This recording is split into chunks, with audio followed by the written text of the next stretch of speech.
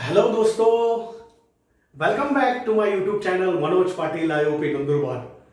Right. और आज जो हम पढ़ने वाले हैं इसमें हमारा मकसद इतना ही नहीं है कि 12वीं साइंस का पढ़ाई करना है। हमारा मकसद है कि हमें जेई, नीट, सीएटी, जितने भी सारी कॉम्पिटिटिव एग्जामिनेशन है इनके बारे में भी थोड़ा अंडरस्टैंड होना चाहिए, क्योंकि रोटेशनल डायनामिक्स नाम के चैप्टर को हमने स्टार्ट किया है और आप जानते हैं कि रोटेशनल डायनामिक्स फिजिक्स में बहुत ही इंपॉर्टेंट चैप्टर है। इस पर नीट पे बहुत ज्यादा वेटेज है और इस पे जेडब्ल्यू पे बहुत ज्यादा वेटेज है। तो आज हम चालू करने वाले हैं रोटेशनल डायनामिक्स का सबसे important concept, conservation of angular momentum. हमेशा ध्यान में रखना है, अगर आपको फिजिक्स में पूरी तरह से मार्क्स लाना है तो बहुत सारे बच्चे ऐसा सोचते हैं कि फिजिक्स बहुत बोरिंग सब्जेक्ट है। ऐसा नहीं है। मैं मानता हूं कि साइंस में फिजिक्स सबसे इंटरेस्टिंग सब्जेक्ट है और जिसको फिजिक्स समझा वही बच्चा जेडब्ल्यू नीट के एग्जाम क्वालिफाई कर सकता है। वरना बायोलॉजी तो आसानी से सबको समझता है, केमिस्ट्री भी आसानी से समझता है, लेकिन फिजिक्स के बारे में फिजिकल क्वांटिटी क्या है, उसके कंसेप्ट क्या है, ये कोई समझने की कोशिश ही नहीं करता। इसीलिए उन बच्चों को फिजिक्स नाम का सब्जेक्ट बहुत डिफिकल्ट लगता है। लेकिन बच्चों, मैं आपको एडवाइस देता हूं, अगर फिजिक्स में आपको करियर करना है तो फिजिक्स को पहले समझिए। फिजिक्स में आप लोग रट्टा नहीं मार सकते, बहुत ही अच्छा सब्जेक्ट है फिजिक्स। तो आज से मैंने सोचा है कि आपको एंटरटेन रखने के लिए कॉमन वीडियोस नहीं बनाना है, ऐसे वीडियोस बनाना है ताकि आप फिजिक्स को और अच्छी तरह से एंजॉय कर सकें। Right. So today we are going to start physics का जो कंसेप्ट है रोटेशनल डायनामिक्स का, जो नीट और जेई के लिए बहुत इंपॉर्टेंट है, उसे मैं स्टार्ट करने वाला हूं। This is nothing but conservation of angular momentum. Right, conservation of angular momentum.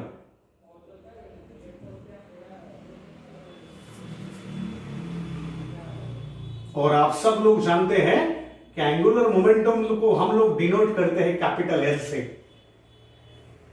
Right, angular momentum को हम लोग डिनोट करते हैं कैपिटल एल से। तो हमेशा फिजिक्स में अगर पढ़ाई करना है, कुछ लोग डायरेक्टली वीडियो स्टार्ट कर देते, ऐसा नहीं। फिजिक्स में अगर आपको पढ़ाई करना है तो आपको समझना चाहिए कि कंजर्वेशन का मीनिंग क्या है और एंगुलर मोमेंटम का मीनिंग क्या है।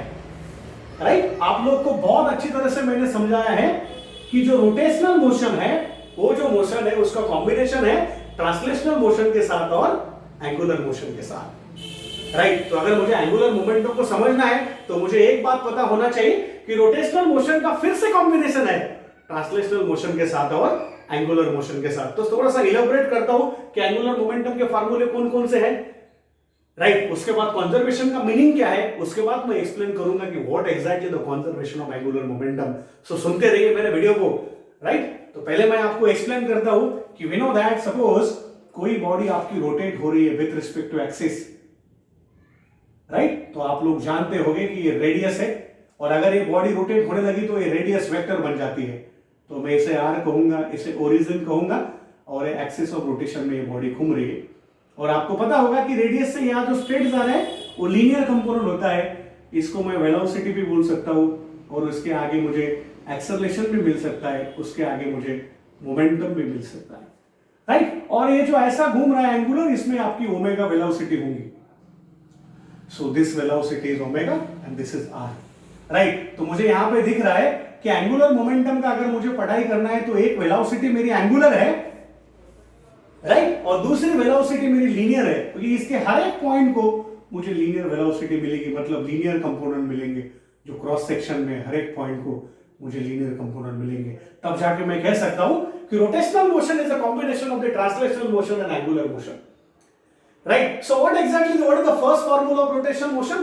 तो मुझे यहां पे दिख रहा है रोटेशनल मोशन को मैं डिनोट करता हूं कैपिटल एल से। इसका पहला फार्मूला है आर क्रॉस पी। आर का मीनिंग होता है रेडियस वेक्टर और पी का मीनिंग होता है linear momentum. This is the first formula of rotational motion. Sorry, this is the first formula of the angular momentum in terms of rotational motion. Right, तो आप सबको पता है कि हम लोग यल को बोलते हैं एंगुलर मोमेंटम, हमेशा पता होना चाहिए।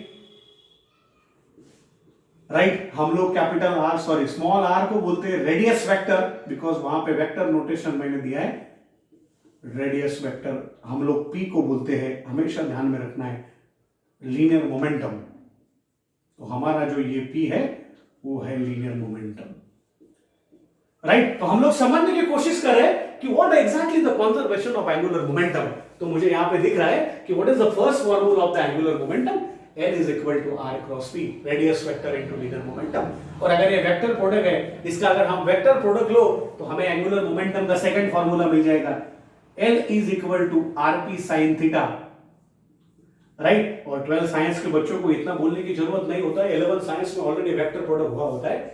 L का मतलब है आर क्रॉस पी, और हम लोग जानते हो A क्रॉस पी का मीनिंग होता है AB साइन थीटा। वैसे आर क्रॉस पी का मीनिंग है आरपी साइन थीटा, और क्रॉस प्रोडक्ट में हमेशा साइन एंगल आता है। क्यों?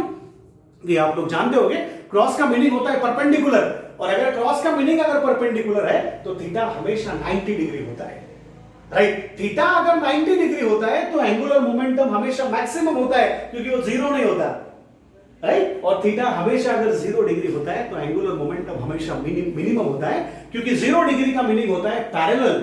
दो जो मेरी लाइंस है वो पैरेलल में है, और पैरेलल में कभी क्रॉस प्रोडक्ट मैक्सिमम नहीं हो सकता। तो theta is equal to 90 degree का मीनिंग है कि मेरा जो प्रोडक्ट है वो 90 डिग्री में है, राइट। ये जो मेरी रेडियस वेक्टर है एग्जैक्टली इस लीनियर मोमेंटम को परपेंडिकुलर है, और तब जाके मुझे एंगुलर मोशन भी मिल रहा है। इसीलिए मैं बोलता हूं कि L is equal to R cross P. So theta is equal to 90 degree, that is both vector are perpendicular to each other, so that is one kind of understanding। तो यहाँ पे मैंने लिख दिया L is equal to RP sin theta. और अगर मैंने theta को 90 डिग्री बोल दिया कि भाई थीटा मेरा 90 डिग्री है, तो मैं आसानी से बोल सकता हूँ कि L is equal to RP into 1, because sin 90 मेरा 1 होता है। और एक मुझे फार्मूला मिल जाएगा, L is equal to RP, right. थोड़ा सा मैं ऊपर लिखता हूँ, सो और एक एंगुलर मोमेंटम का मुझे फार्मूला मिल गया, L is equal to RP, जो आपको समझना चाहिए, राइट। और एक बात मुझे पता है कि P is equal to mass into velocity होता है। चलो इसमें पुट कर देते तो और मुझे L मिल गया, R वैसा का वैसा, P का मतलब होता है mv। So another formula of the angular momentum is mvr, that's it, right.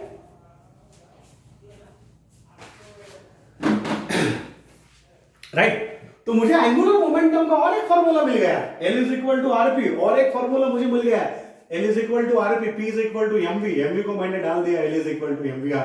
So first formula of the angular momentum, L is equal to R cross P, second formula RP sin theta, third formula RP, and fourth formula is L is equal to mvr। और आपको पता है कि जो मेरा rotational motion है वो translational motion और एंगुलर मोशन का कॉम्बिनेशन है, तो मैं आसानी से एक्सप्लेन कर सकता हूं, this v is nothing but v is equal to r omega। मुझे ये पता चल गया, इसको मैं यहां पे पुट कर दूंगा, this implies L is equal to m, what is v? R omega into what? R। तो मैं फिर से बोलूंगा कि भाई L is equal to m वैसा का वैसा, R into R, R square omega। तो और एक मुझे एंगुलर मोमेंटम का फार्मूला मिल गया। तो ये जेई नीट पॉइंट के लिए बहुत इंपॉर्टेंट है कि एंगुलर मोमेंटम के कौन कौन से फार्मूले हैं। तो यहाँ पे मेरा पहला फार्मूला था R cross P, second formula है RP sin theta, third formula RP, चौथा है मेरा mvr, और पांचवा फार्मूला है mr स्क्वायर ओमेगा।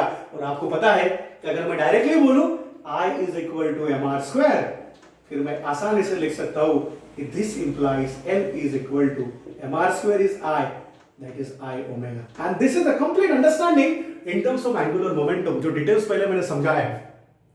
तो यहाँ पे मुझे दिख रहा है कि एंगुलर मोमेंटम के मेरे फॉर्मूले कितने हैं। तो मेरा पहला फॉर्मूला है L is equal to R cross P, दूसरा फॉर्मूला है RP sin थीटा, तीसरा फॉर्मूला है RP, इसी को यहां पे मैं RP लिखता हूं, इसको मैं मैग्नीट्यूड फॉर्म बोलता हूं अगर थीटा मेरा 90 डिग्री बन गया।